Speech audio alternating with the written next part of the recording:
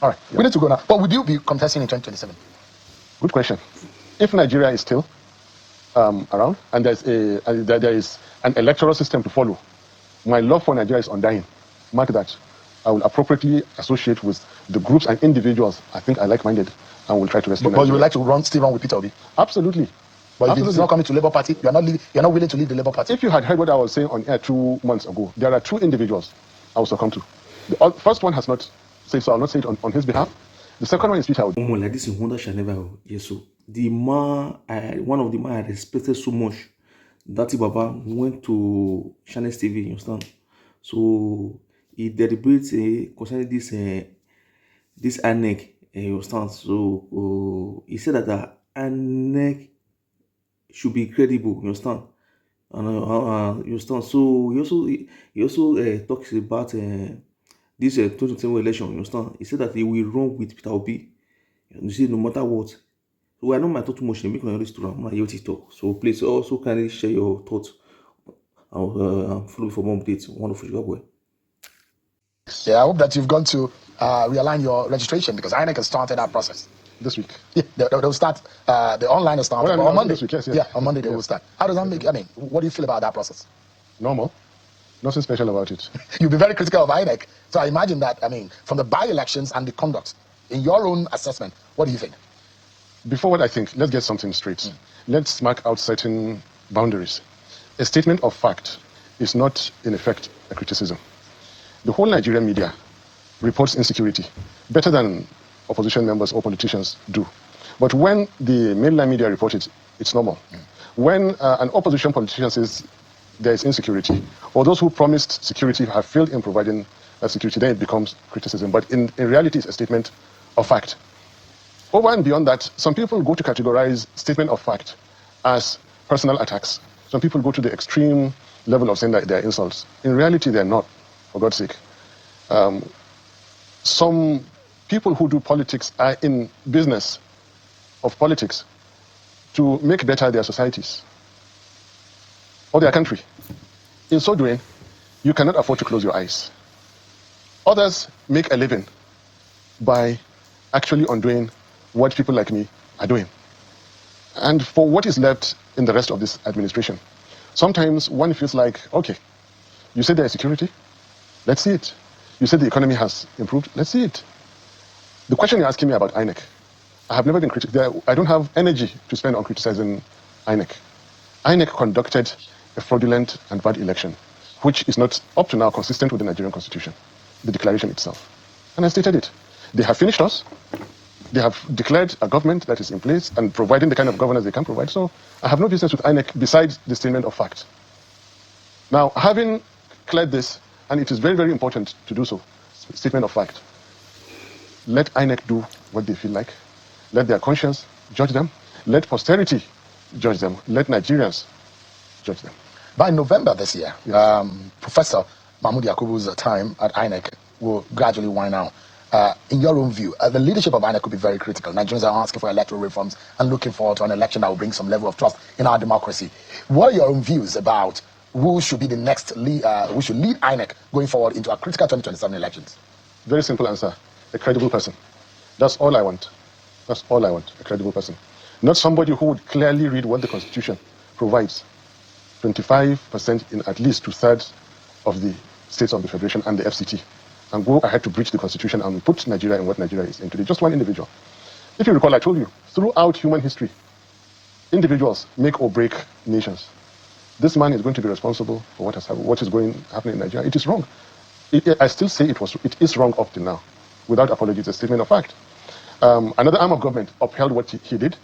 I beg to say, as small as I am, by the service of God Almighty in my heart, it is wrong what they upheld.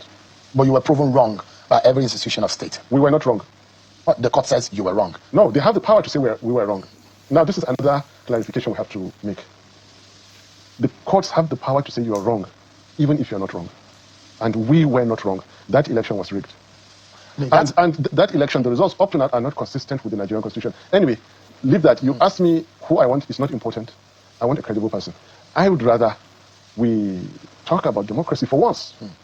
I would rather we talk about the Fourth Republic for once. I would rather we talk about the average Nigerian citizen for once. Because the Nigerian politician, the Nigerian elite, and the Nigerian leaders. Because our election, our election is at the heart. Yes. Because it's a process of choosing a leader. No matter what kind of state that you have, where you don't have the right leader, you're set for a disaster. And that is why it is important for us to get it right in the choice of those who conduct our elections, because it determines how our country goes, because it determines our leaders. I couldn't agree more with you that our leadership recruitment is all and everything about Nigeria now. And electoral fraud is right now the single most important fact to be addressed in our life as a nation, even beyond insecurity. Insecurity is derived from electoral fraud. The way we have it now, Nigerian election gave birth to the kind of insecurity we have today. Well, but there isn't enough time to discuss it now. I can prove it.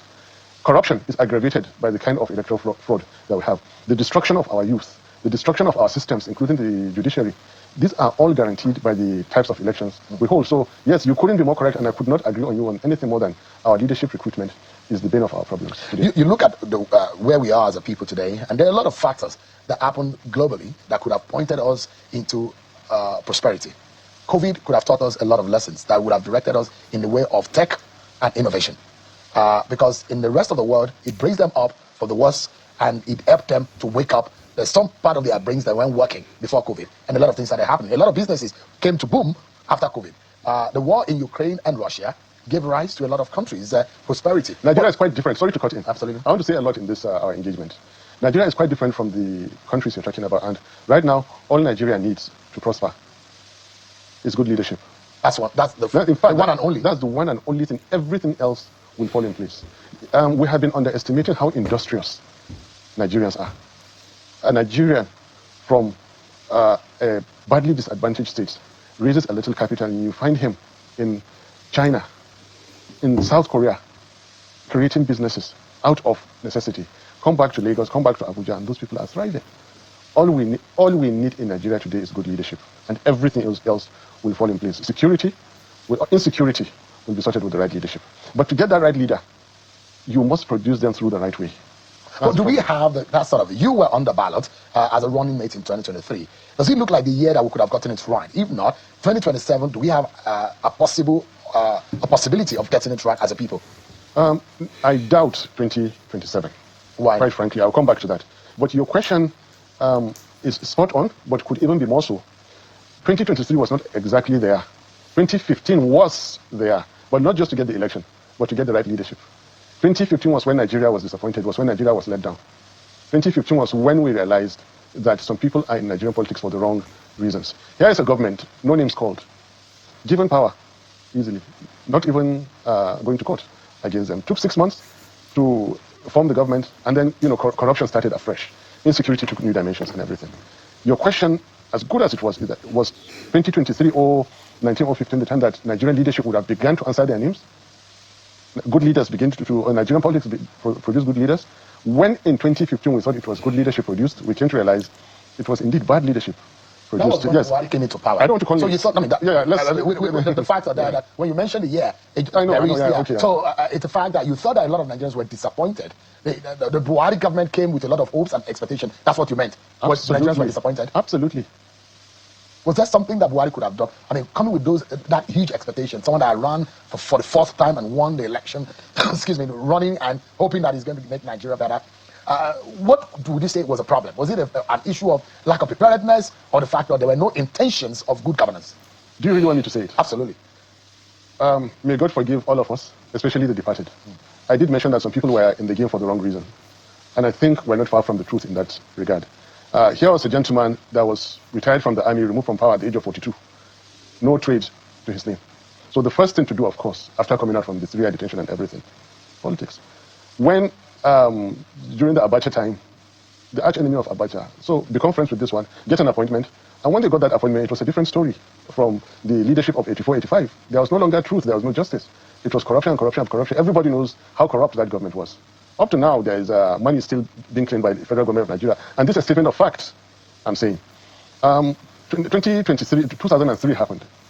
And then it all became about party contribution. And then the ecosystem around this individual became all about party contribution, political campaign contributions. It happened again in 2007, 2011, and then 15. Now, what I'm saying is that the ecosystem around the individual you're talking about, which I didn't want to mention, were in the whole game for the wrong reason. Without party contributions, that ecosystem would starve. So when they got power in 2015, it was like wolves finding it so easy. And then corruption started afresh. But this, but look, this is very important. I mean, there are people, I want right, to change the topic. who were in that 2015, the league of those who came into power in 2015. They are in the ADC now, saying that they want to fix Nigeria. What are your thoughts about that? They are deceiving us. The ADC? Yes. I thought not just one of them. No, I mean Labour Party, for God's sake. But I thought that you are a Peter Obi man. I'm a Peter Obi man. I still want Peter Obi to come back in Labour Party, contest 2023 and 2027. Those are the, please, Seun, I know you call it politics today. And I know we're doing politics. There are more fundamental issues I want to talk about. Even this Buhari case that I talked about, you led me into discussing it. I don't want to. There are more important things. What do we really have? I'm not asking the questions. So I cannot ask myself questions and answer them. But now, look, what's going on in Nigeria? What's going on? What's happening with the First Republic? The armed forces that we cried about, the whole world cried about, actually spent money to bring in democracy, suppressed their own desires to bring in democracy. What is happening with this democracy? What's happening to the First Republic? It's more important for me to discuss this than to discuss... so if you look at what is going on in the present Nigeria, and you imagine that either you belong to Labour Party, ADC, PDP, or APC, at the end of the day, Nigeria is Nigeria.